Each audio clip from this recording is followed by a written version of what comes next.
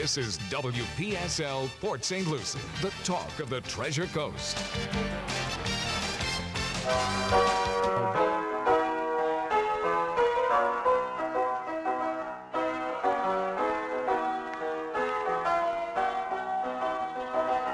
It's 11:07 at WPSL. Hometown Friday morning live. It's time for Ask a Rabbi from Congregation Eitz Chaim in Port St. Lucie. And here's your host, Rabbi Shafir Loeb. And this is Rabbi Shafir Loeb of Congregation Eitz Chaim in Port St. Lucie on Ask a Rabbi. Please feel free to give me a call on anything that crosses your mind that you'd like to pass past a rabbi to ask. And that number is 772-340-1590 to hear me on PSL and STU. So a couple of great stations, Alexa Home and Google, or Alexa and Google Home rather. I'm kind of like blending it. There we go. How's that for mixing my metaphors, mixing my companies? Anyway, so I had said that I would talk about a couple of things, and there have been any number of permutations on it floating through my mind this week as I got ready for the show. And one of the things that to me is really, really important is to explain to people a little bit of where Jews come from, because the idea that Christians lay on us about what we believe is so far off that it's likely to get you a look of like, huh, from anybody who is a practicing Jew. And I say that because not every Jew really practices their religion, knows what it is. For some folks, it's just a source of identity, mostly inherited from their parents. So what is it that Judaism teaches? Well, basically God's love for all of God's creation and the universe. Jews do not feel the least bit alienated or rejected by God. Now, let me turn that around a little bit too and say that it's not because we live in a perfect world. It's not because we're perfect. It's not because we've earned it. In fact, Torah repeatedly says that God loves us not because we've earned it, but simply because we are. And it's not just Jews. God loves all of creation. And that's, I think, a really important piece. There are promises and chosenness all over the planet with all different peoples. God has made all kinds of promises. It's a recognition that there's more than one way to approach God. And there are certainly many religions. And I would argue that any religion that teaches that there is a creator God, a God who created everything, is teaching the same basic message. They might teach it with some different flavors, some different approaches, and certainly different languages. That's just part of the diversity of the planet. So what do I mean by that? Well, we are created perfect. We're perfectly human. We are designed to be part of a broken world. We are designed to help repair it. And I'm going to go to some interesting places to pull my proofs of that, something you might not expect. But remember that I'm bringing in a little bit of psychology, a little bit of philosophy, a little bit of science, all of these things. I was an engineer for many years, so I have the science side. I love math. And I don't come to my experience of faith through blindness. I come to it through analysis and looking. And part of what I'm going to say here is that when we do something that quote unquote is right or helps repair the world, helps undo some of the brokenness that we find in each other, in ourselves, and in the environment itself, we get something in our bodies called an endorphin rush. We get a feel-good kind of thing. Not an adrenaline power high, but an endorphin high. And I think that's nature's way of saying, you're on the right track. And it's important to be able to note the difference, because I think the adrenaline is much more likely to become addictive, although there are certainly people who do all kinds of things to make sure they do get the endorphins. Can you get it from athletics? Yes, you can. You can get it from many things. Some people get it from looking at beautiful artwork. And many people get it from helping each other, from helping the world and moving things forward. So I think that's really important. That to me is a clue that the world is designed for people to move in the positive direction. And I'll counter that by saying, the adrenaline high is really the negative high. You need it sometimes. You need it in order to, lift the car off the child and all of those wonderful miracles that we hear that come from adrenaline. But the adrenaline that comes from anger is about control. And that one's the negative one. And so there are people who like that because it gives them a sense of significance. And so that's a little bit of the psychology about it. So let's go back and take a look a little bit at the idea that God is about love, because that is the central teaching. In fact, one of my favorite stories about Jesus is where he's asked what's most important about Torah, what's most important. And it's usually translated as the law. Law in Hebrew is din, it's not Torah. Torah is instruction. So what's the most important thing that you get out of instruction? Love God, love your fellow man, love one another as you love yourself. And that's coming right out of the book of Leviticus. And if you haven't read Leviticus, you need to do that. It's chapter 19. It's not hard to find. It says, love your neighbor as you love yourself. And who's your neighbor? Everybody else in the world. That one's pretty easy and pretty clear. It's not just your immediate neighbor, and it's certainly not your kinsfolk, because otherwise it would say, love your kin as you love yourself. But it says, whether a stranger or somebody love them. And so and what does that mean? What does love mean? Right? That's, I think, an important thing. And that means to put them in the place where you want what's best for them and for you. And I would argue that no matter which of those sides, if you're going to look at the long-term answer for that, not the immediate, not today, but the long term, what's the greatest good for the greatest length of time for the greatest number of people, all of that, whether you come at it from a Kantian kind of it's your duty to do it, or you come at it from a Mill approach of saying it's the consequences. It really doesn't matter. You're going to end up in the same place. You've got to do what's right because it's going to end up with the right result in the end. And, Stuart touched on it a little bit in Ask a Lawyer, whereas, it's integrity. It's not just, he focused obviously on judges because that's where he does his work. I would argue it's with every human being that if you practice integrity, as Kant would have you do, then you're going to get back a much better response. You're going to be treated as a person who's not small. And I'm not talking about physical size. You could be, 900 pounds and 7 feet tall. That doesn't make you a big person if you're behaving small. And so, it's important to understand that we are all invited to be our best selves. Confucius even said that. He said that everybody should be chunzi. You should be your highest self. And I think it's interesting that we have the same teaching no matter where it comes from, no matter how God is perceived, whether it's ancient Chinese practices or Mesopotamian practices, Greco-Roman practices, Egyptian practices. Everybody's basically got the same idea, but it's couched in different terms. And where does it get in trouble? It gets in trouble with politicians wrapping themselves in religious robes. Now, that's not to take a shot. That is not a veiled shot at anybody, anywhere in particular. It has to do with whether or not you remember that we all share one planet.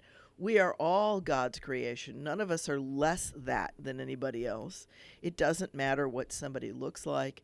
And, and if somebody is behaving poorly, that doesn't make them a bad person. It just makes their behavior bad.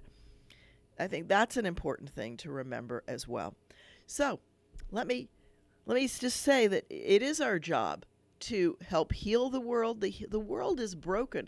That's what Judaism teaches.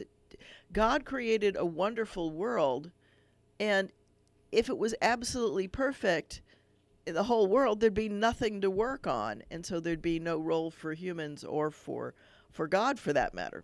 It would just be a homeostasis, things changing, not changing at all. They'd stay the way they are, because if they're perfect, there's no reason for anything, including life.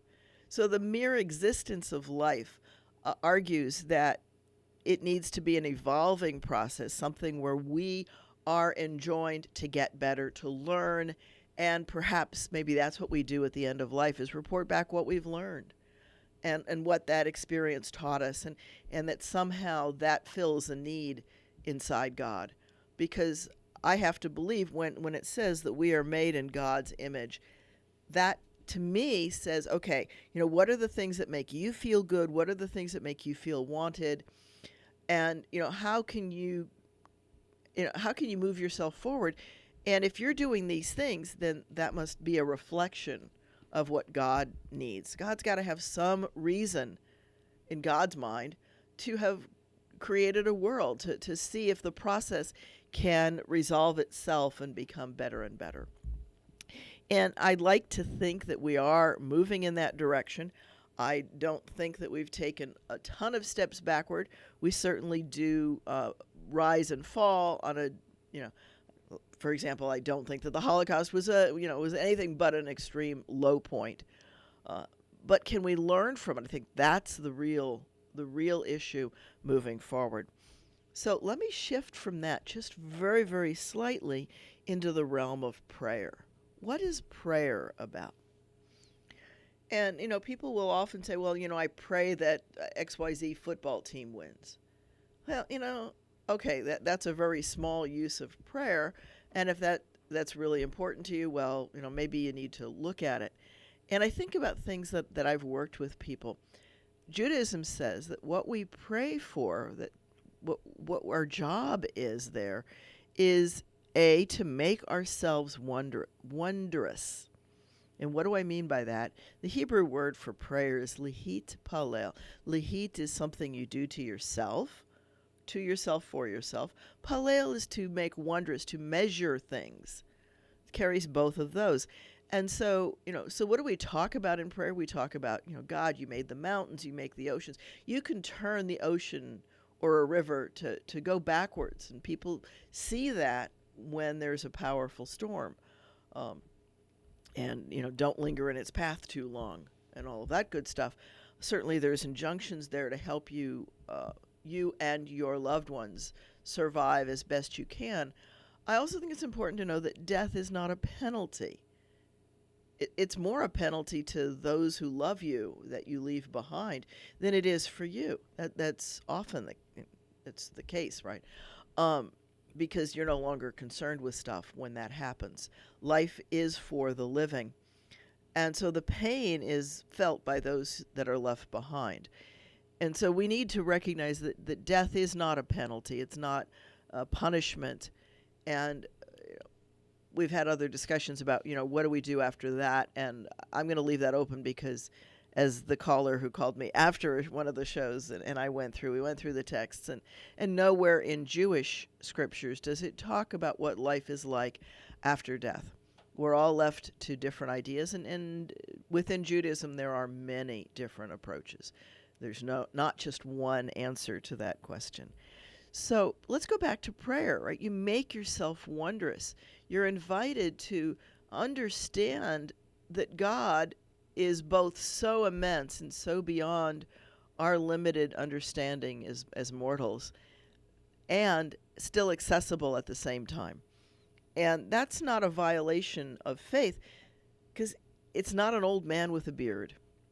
It's not anything like that. It's the power, the source, the force of life. And that's what you're invited to connect to. The mysteries of creation. Why are we here? What's life about? What is this wondrous thing of hydrocarbons that breathe and function, talk and think and act? What's that all about? That was the great movie, right? What's it all about, Alfie? And so when we have a crisis of faith, we've lost that connection with the bigger picture. We have shut God out. We have isolated ourselves, and we have failed to pray in a way that connects us to God and to all that is. And we often do that when we're angry at God. And we so box God into corners that it's not even funny. God, if people suffer, then there can't be you. Well, no, there can still be suffering. That's the brokenness. We're enjoined to fix that. We're enjoined to make our families, our communities, our cities, our states, our countries, our planet the best it can be, whatever that takes. And it's going to take sometimes of being selfish a little bit, and many times of not, of doing things that are for the greater good. You need to do both, because that instruction of love your neighbor as you love yourself is as much about taking care of yourself as it is somebody else. As they say on the airplane, put the mask on yourself so you don't pass out before you put it on your kid or on your significant other or somebody else. Make sure that you have done what you can so that you can indeed function in the emergency. And then you're better equipped to do that. And I think that's part of what that love yourself as you love your neighbors. If you when I first took first responder training, which I did many, many years ago, the initial thing was, jump in, start doing CPR and take care of the person, and then dispatch somebody to go call 911.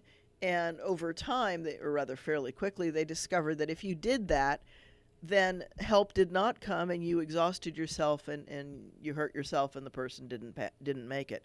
And so we now know that the most important thing to do is the call 911, right? Call the ambulance, call the police, get somebody coming, because your strength is not going to be forever. You will tire, you will lose your grip. All of those things will happen because we are human. And even though we can extend it for some period of time, if we really want to be aware, we know that we have limitations. And so it's important to get backup and to get support. And all of that is really, really important. And so we need to do that. And that's part of it. So prayer, let's get back to that. If we say that God is wise and knowing and loving, then is not everything that's happening according to God's will? Well, then what happens with free will? And the Jewish answer is that God contracts God's self so that there is a space for us to partner with God in order to make repairs. So what about prayer? Is it okay to ask God to change the course of events from what God has ordained they should be? And there's a couple of answers to that. Arya Cohn does a really good job in his book, Inner Space, and he talks that God is like a chess player. You can do many different moves, and if you're playing the ultimate chess master is going to win anyway. So God's will in the end will be done. The question is, will it be with the least pain and injury on the way?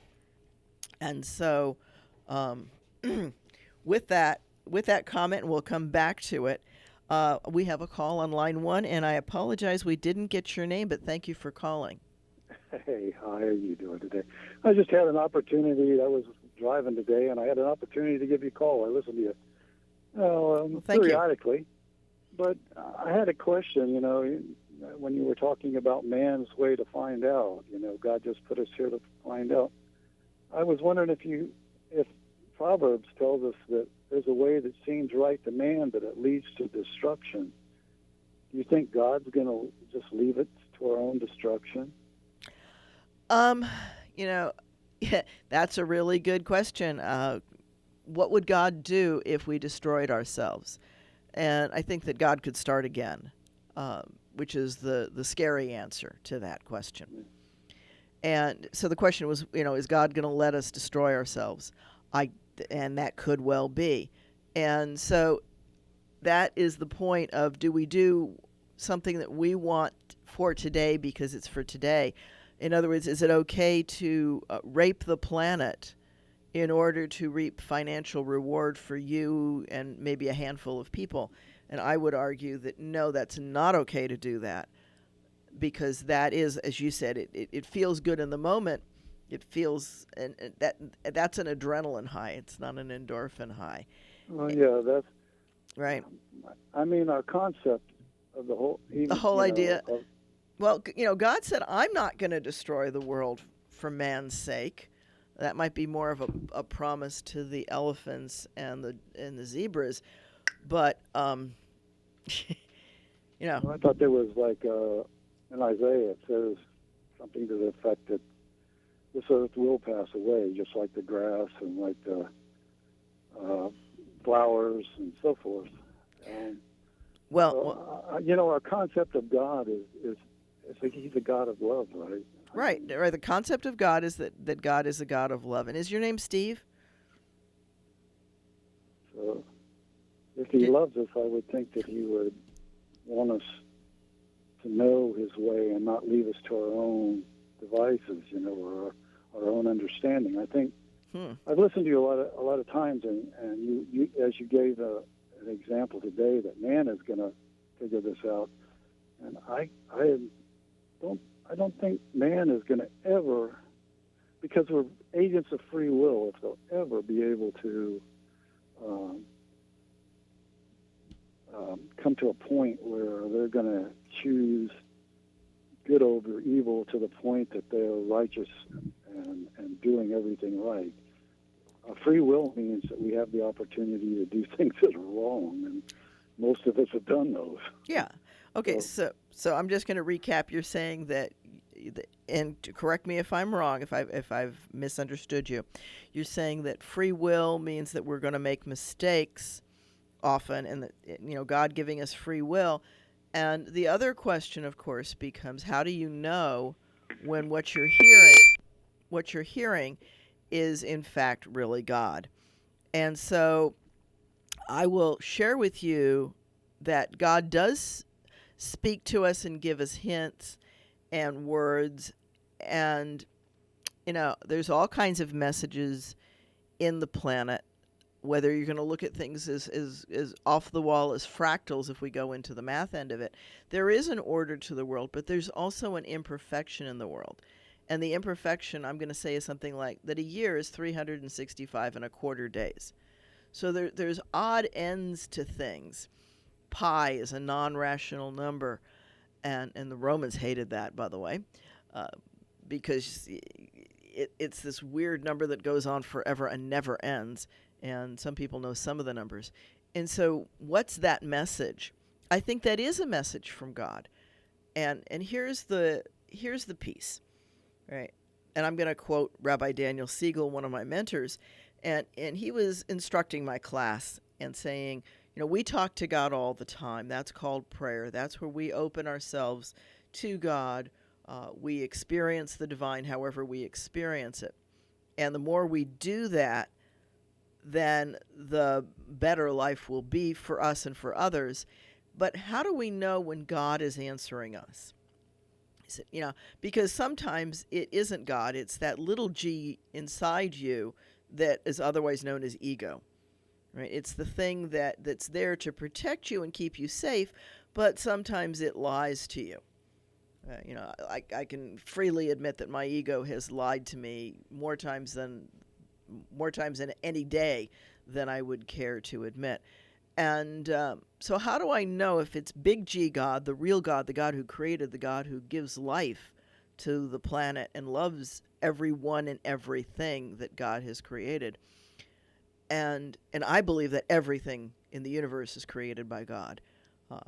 And there isn't anything bigger or stronger, no evil force that's going to be bigger or stronger than God, because that doesn't fit into my cosmology. So how do I know if the answer that I'm hearing, that quiet voice that we're told, listen for the still small voice, that's God? Let me ask you a question while you're there. Yeah? Do you think God is logical? Yes, I do think that God is logical. Okay. I do. Okay, so, yeah. Otherwise, I don't think we'd have been given the minds to think logically. And so Absolutely. I think that improving our own minds to think logically is important. I don't think that belief in God should cause you to be non-logical or irrational. Absolutely. And see, so I would think that, and correct me if I'm wrong, I would think that a logical God that is loving God will not leave us at a point where a small voice would overpower what he would logically give us as to be the answers. Well, I don't know. I don't think that most parents are effective when they yell. I think they're much more effective when they speak quietly and softly to their children. Firmly, but not screaming. Screaming, the kids cut it out right away. You see that all the time in the store. The Old Testament, spare the rod and spoil the child. That doesn't mean run around and beat people. That means absolutely. Okay. Absolutely. So absolutely. And again, Proverbs written by a human being, not by God. Right.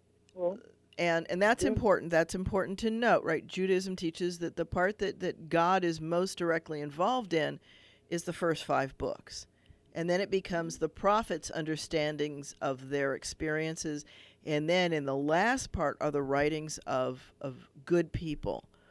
And good people doesn't mean they're perfect. It means that, they have their good moments. And Proverbs is usually ascribed to Solomon, who was considered somewhat wise, although certainly not in the area of wives or concubines, and had his big issues. He created peace in the traditional tribal way of killing those people who disagree with you. And so, we can argue about those kinds of things. And so, so getting back to it, if God wants to give us instructions, I don't think it needs to be volcanoes and earthquakes.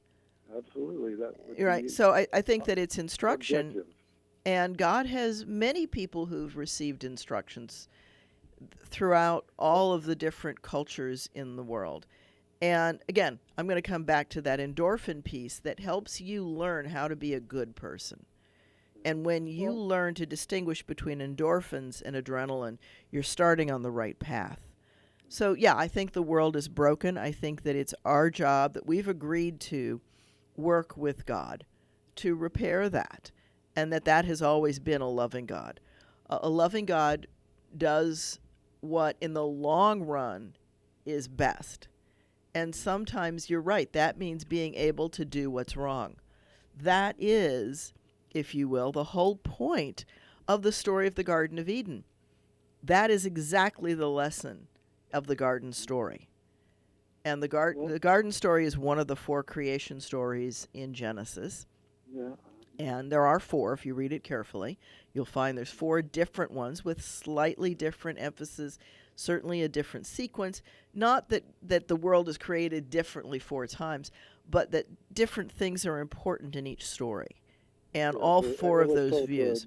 Yeah, absolutely. Okay. And so I am somewhat of a pretty good student of the Bible and pretty much of the Hebrew religion too, and so like I said, when I was driving around, and one time I did hear you say, and this is kind of the point of the call, you said, you didn't, if I think I heard it right, that you said that even if Moses didn't write down the 10 Commandments and somebody else did, it wouldn't make any difference to you.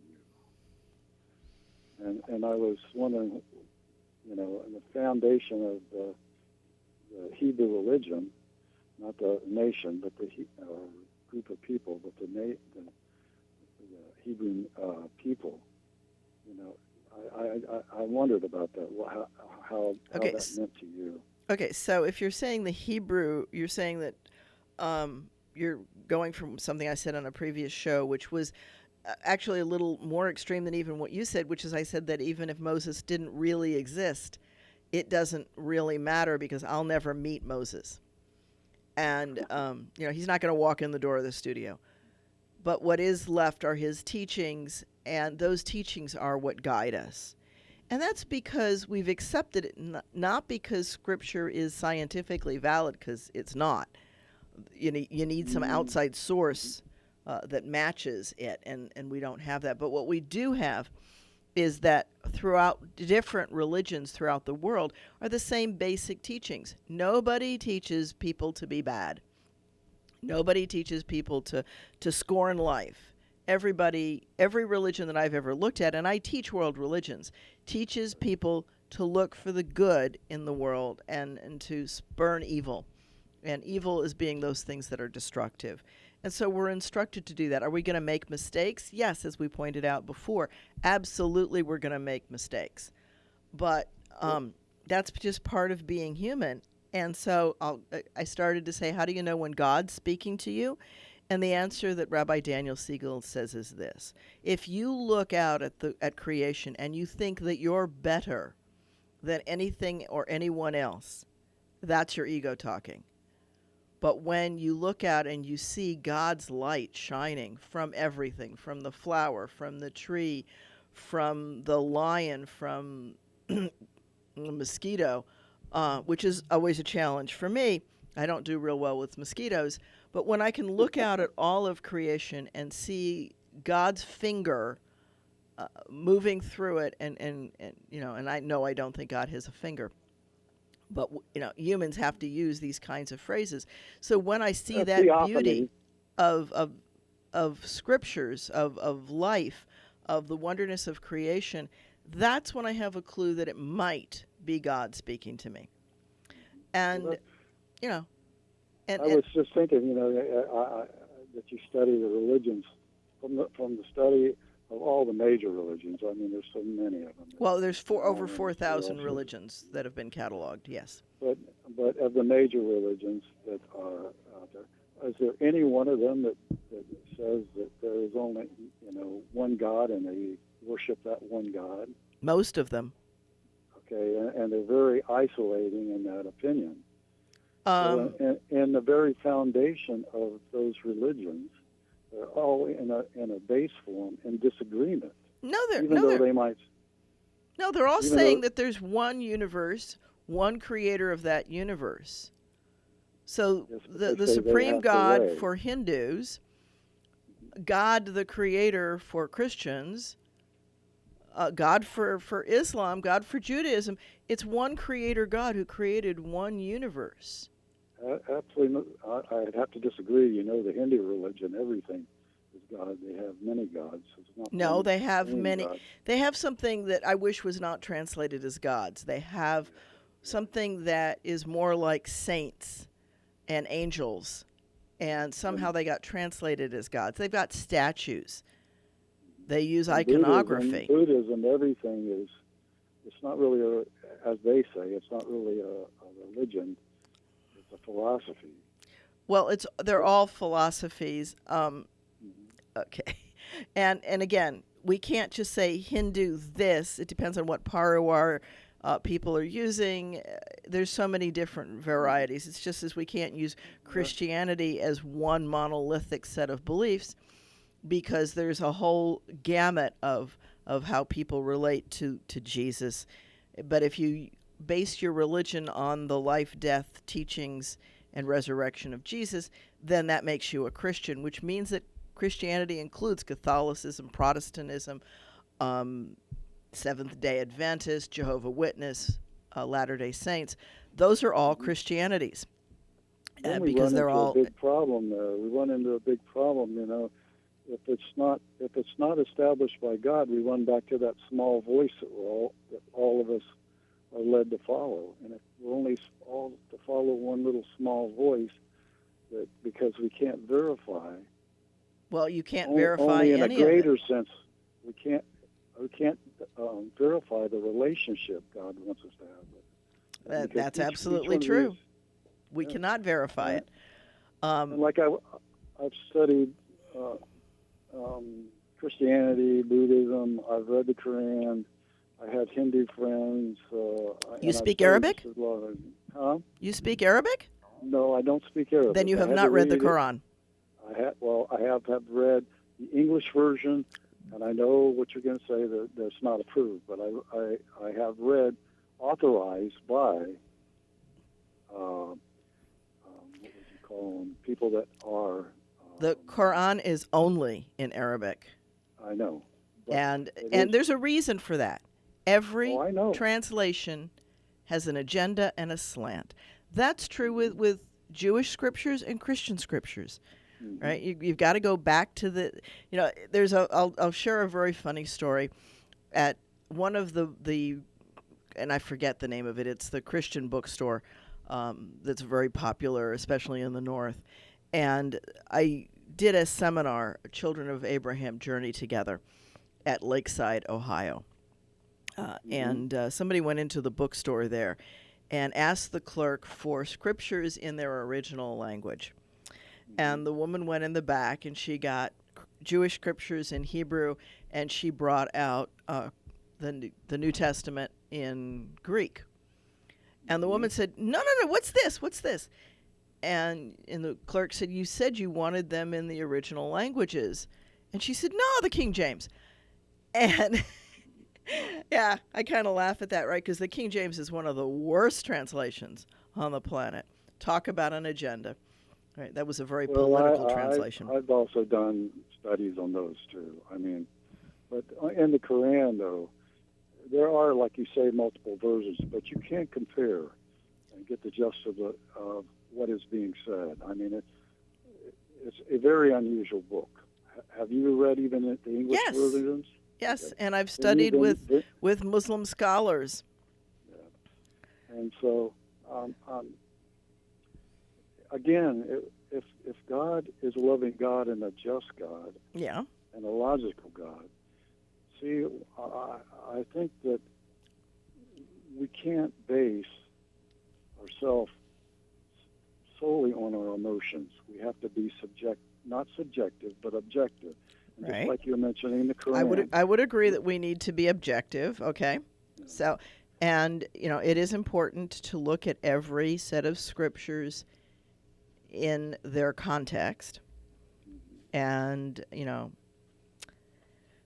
what can I say? The Quran has many things in it. It's got stories of Moses, and it's got Jesus. Quran says that Jesus is the Messiah, sits at the right hand of God.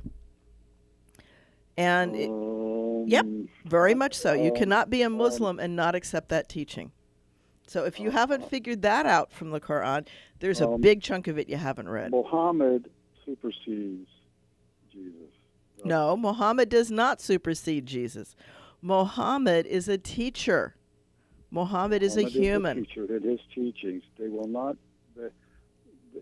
He is a messenger. The premise of the Quran. This is the premise of the Quran is that the Hebrew people perverted the Old Testament scriptures. Muhammad went into a cave, basically, and then by an angel, he even says he fought with an angel, didn't know if it was good or evil. And then he came up with the Quran. And he dictated the Quran. And over these different time periods of the way they divided, I can't remember the name of the divisions. Do you remember? Okay, so I'm repeating it because some people don't hear your phone call, Steve. So, okay. You're saying that Muhammad went into a cave which is true, which is where he received the revelation from Gabriel. Yes. That's the angel Gabriel who's named in the book of Daniel, and he comes back and he teaches it. He dictates the Quran, and it's actually not written down for quite a while after Muhammad. It's not written down until the fourth caliph. So that's worth noting. That's important. That doesn't make it any less a direct instruction to those who follow the teachings of Muhammad. Muhammad is never anything other than a prophet, other than a teacher. He is a human being who dies. He is not coming back. He is not the Messiah. In Islam, the Messiah is Jesus. And that's different from Judaism. Judaism doesn't have one. I just, as clarification, if Muhammad said he was a prophet, what's your definition of a prophet? Prophet is a teacher. Moses is a prophet. Not one that not speaks for God, or they just speak for themselves. They speak for God, but not in a dictator kind of way. Kind of as an as a teacher. Understanding of God. Well, they're relaying what their experience has been of their contact with God. Yeah. But it's absolutely filtered humanly because we're humans.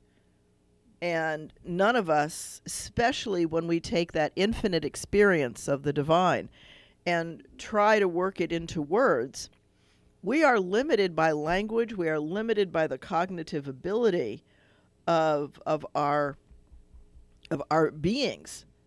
And so, it's impossible for us to define or describe. And if you've had any kind of a mystical experience in your life, the way that you know a mystical experience is because you see the words like or similar to or as if. You see that in, for example, the visions in Jewish scriptures, the wheels within wheels that turn but don't turn. And so that's a clue that that's a mystical experience, because language cannot describe the colors, the shapes, the things you see in a mystical experience. But I think that Steve, there's a real challenge here where, you and I are having a discussion about Islam, which is neither of our religions, and you don't speak Arabic. Yeah. So we really can't I'm even go to the text. I'm discerning because I like you. I think it's important for us to know. And just as one final comment, I enjoyed talking with you, and I would like to do it some other time also. Absolutely, anytime, it's fine. To talk otherwise, yeah. When we assume, just this is my point of view, when we assume that we can't understand God, we have to remember on the other side, being a critical thinker.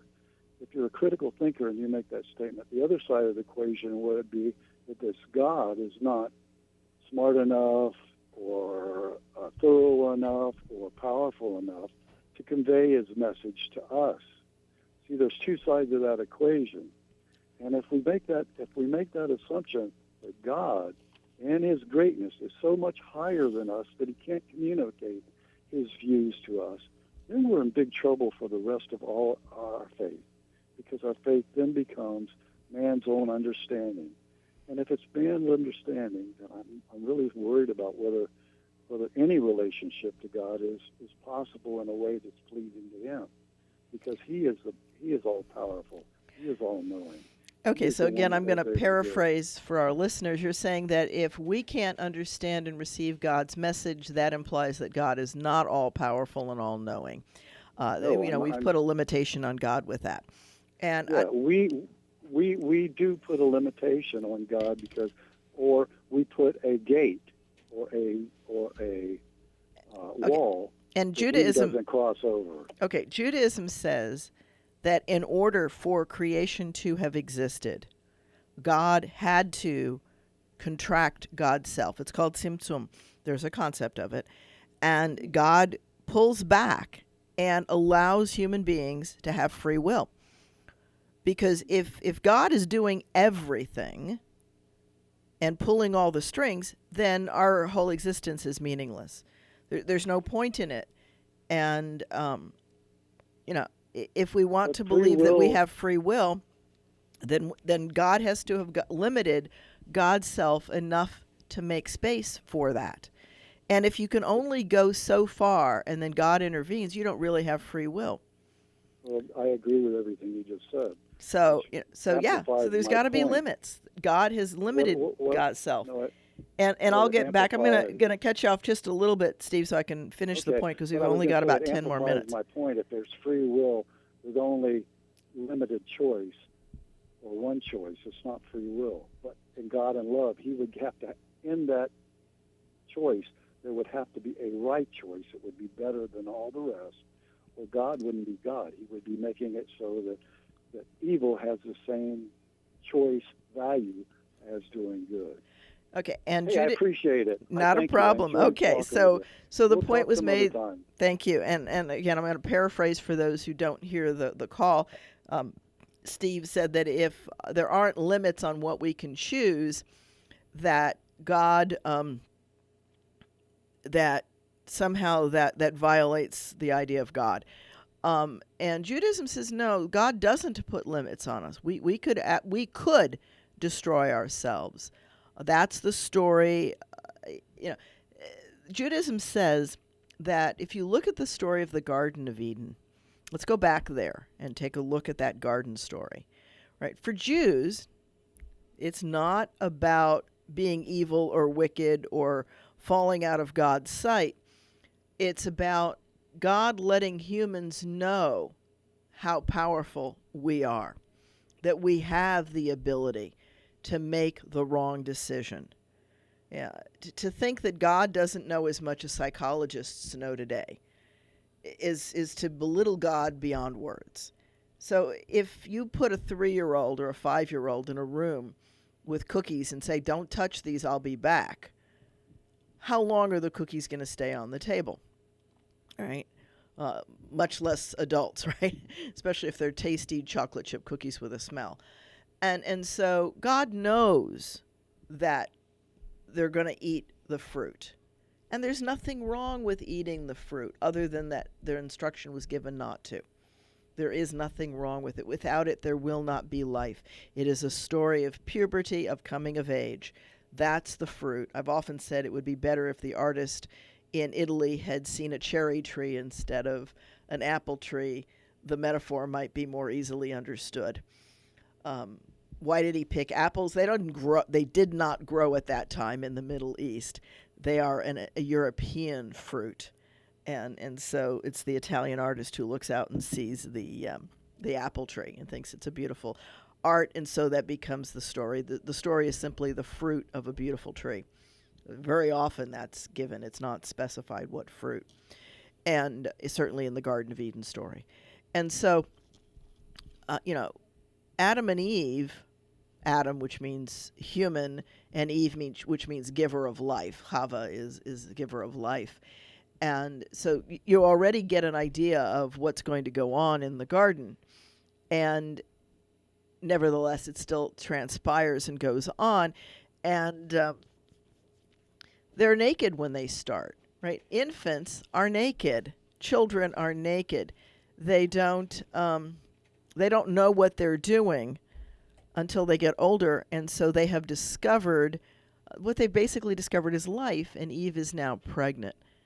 And that's why they have to leave the garden, because they have to go and make their own garden. I'm shorting the story a little bit. I'll talk more about Genesis probably next week, because I need to take Russ on line 1. Thank you for calling, Russ. Yeah, I'd just like to call and tell you that however you got there, what you're doing seems to me the thing that you should be. The way you communicate is logic, and it's easy to understand, and I think you're what you're supposed to be doing is my point. Well, thank you, Russ. Yep, and with the whole free will thing, that's viable except for the fact that several points in the Bible, God wipes out humanity. So how does that fit in with, I'm going to let you do whatever you want until I wipe you out?